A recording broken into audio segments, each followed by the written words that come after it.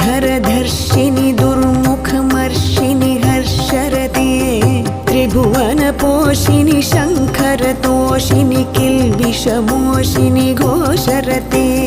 धनुजनिरोषिणि दितिसुतरोषिणि दुर्मदशोषिणि सिन्धुसुते